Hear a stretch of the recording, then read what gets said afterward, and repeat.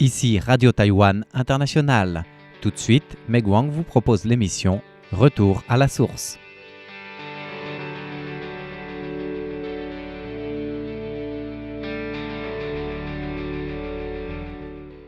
Bonjour à tous, aujourd'hui nous allons vous parler de la levée des restrictions sur l'importation des atiers taïwanais annoncée la semaine dernière par la Chine.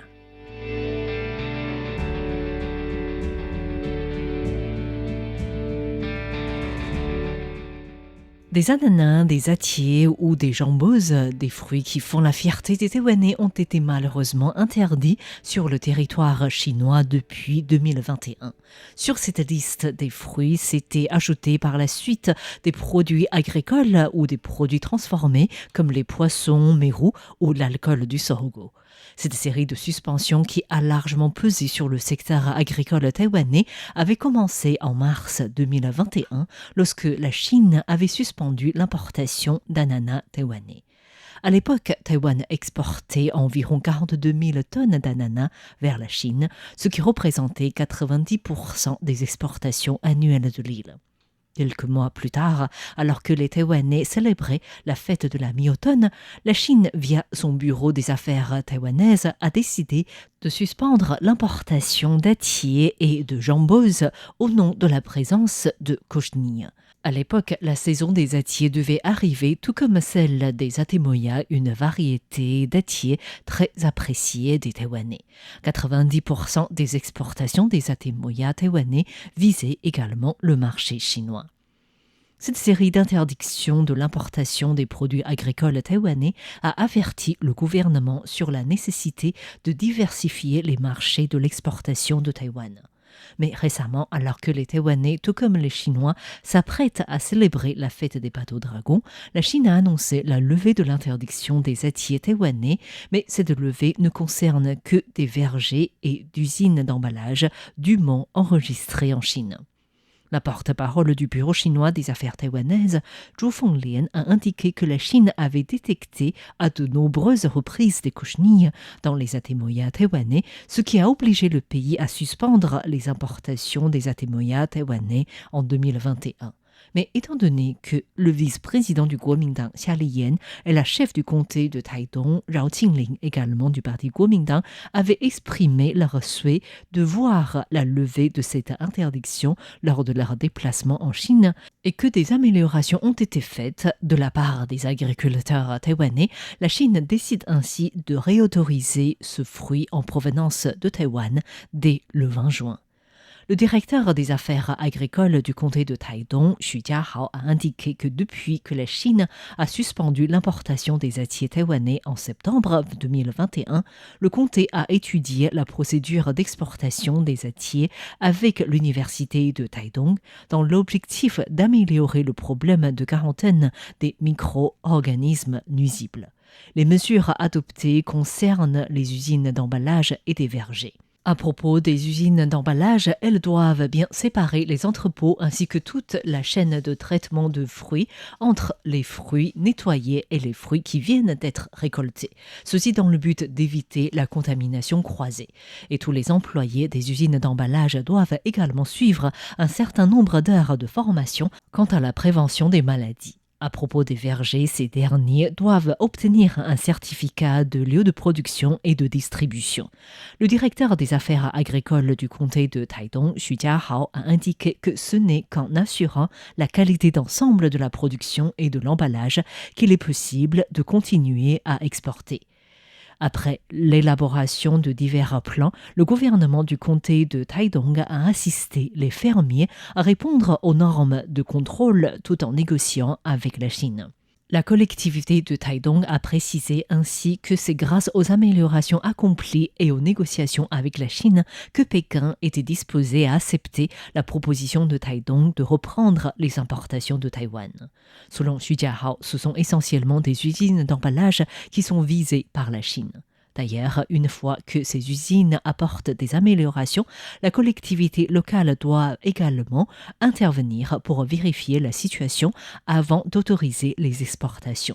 Taïwan compte actuellement 60 usines d'emballage d'Atemoya, dont 3 sont enregistrées sur la plateforme de la Chine. À propos de ces 3 usines d'emballage autorisées, l'une est gérée par la coopérative agricole de Taidong. Le responsable de cette coopérative, Li Jiantong, a indiqué que pendant la période où la Chine a suspendu l'importation des dattiers en provenance de Taïwan, certains vergers sont déjà abandonnés et d'autres se sont orientés vers d'autres fruits. La quantité de dattiers produite a déjà largement chuté. Li Jiantong voit ainsi de manière positive quant à la reprise de l'importation des dattiers taïwanais par la Chine. Il a précisé que dans le passé, 95% des exportations des atemoya et dattiers visaient le marché chinois. Même si le gouvernement a tenté d'aider les fermiers à vendre leurs produits à d'autres pays et à Taïwan, les producteurs de ce fruit vivent toujours dans la difficulté. Selon Li Jiantong, la perte de revenus s'élève à plus de 70%. D'ailleurs, le fait de vendre des atemoya sur le marché taïwanais a également fait chuter les prix des dattiers. Li Jiantong a précisé que conformément aux exigences du comté de Taidong, la qualité des dattiers a déjà été améliorée. Chaque lot dattier et d'atemoya peut être tracé, ce qui facilite largement l'exportation vers tous les pays. Li Jiantong salue la Chine pour réautoriser l'importation des dattiers taïwanais puisque cela laisse le temps aux vergers de bien se préparer à la récolte qui devrait arriver en décembre. Taidong reste en réalité la première région taïwanaise dans la production dattiers et d'atemoya du pays. En fait, avant 2021, Taïwan cultivait dattiers et d'atemoya sur environ 5600 hectares. Et 95% de ces 5000 hectares se situent à Taidong, donc dans le sud-est de Taïwan. Et pour l'ensemble du pays, la production dattiers et d'atemoya approchait les 50 000 tonnes. On peut ainsi dire que cette grande région agricole de Taidong dans le sud-est de Taïwan est la première touchée par cette interdiction chinoise. Le comté de Taidong a ainsi précisé récemment à ses agriculteurs que le temps d'enregistrement en Chine n'est pas très long. Le directeur des affaires agricoles, Xu Jiahao, a déclaré que tant que les usines d'emballage sont prêtes à investir, l'amélioration du processus de nettoyage n'est certainement pas un problème. Le comté s'efforcera également d'obtenir des subventions pour l'amélioration des équipements nécessaires. Le comté de Taidong prévoit d'annoncer tous les programmes de subvention, les procédures d'enregistrement, le contenu des formations et les détails relatifs dès le mois de juillet dans l'objectif d'exporter les premiers atemoya vers la Chine dès l'arrivée de l'hiver. À la suite de l'annonce de la Chine, la Commission ministérielle de l'agriculture a également indiqué qu'actuellement 3 usines d'emballage et 25 vergers sont déjà enregistrés en Chine, mais que Taïwan compte plus d'1 millier de fermes d'atemoya et d'une 50aine d'usines d'emballage.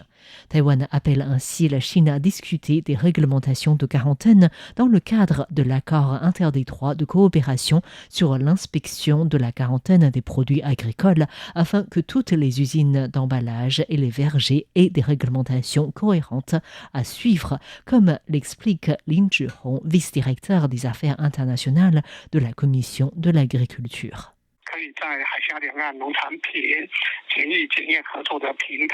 Nous appelons la Chine à négocier la question de la quarantaine dans le cadre de la plateforme interdétroit de coopération en matière de quarantaine des produits agricoles. En dehors des atemoya, il y a aussi les ananas, le jambose, les mérous, dont les exportations sont toujours suspendues par la Chine. Nous souhaitons également que la Chine se conforme aux normes du commerce international pour mener davantage de discussions avec nos cellules techniques afin de rétablir notre commerce international. La Commission ministérielle de l'agriculture a indiqué que la Chine avait suspendu l'importation des atemoya taïwanais au nom de présence de cochenilles en septembre 2021. Or, même s'il y avait des cochenilles dans le fruit, le problème pouvait être résolu par la fumigation à travers les communications et les négociations. La Commission rappelle que la décision chinoise de suspendre de manière unilatérale l'importation des dattiers ne répondait pas aux normes commerciales. Et que même si Taïwan avait immédiatement envoyé des données pour être examinées par la Chine, cette dernière n'a jamais répondu. La commission ministérielle de l'agriculture a souligné que depuis 2021, toutes les mesures ont déjà été déployées pour encourager la vente des atemoya à Taïwan, pour favoriser les produits transformés et aussi pour favoriser les exportations vers Hong Kong, la Corée, au Japon, en Thaïlande ou encore au Canada. En 2 ans, 8 000 tonnes d'atemoya ont été exportées à l'étranger. 12 900 tonnes ont été vendues à Taïwan et 3 200 tonnes vendues pour la transformation. Et pour les autorités agricoles, même si les exportations vers la Chine peuvent reprendre, il est tout de même dans l'intérêt de Taïwan de diversifier ses marchés d'exportation pour éviter que toute suspension unilatérale ne survienne soudainement à l'avenir. Merci de votre écoute, c'était Meguang pour RTI.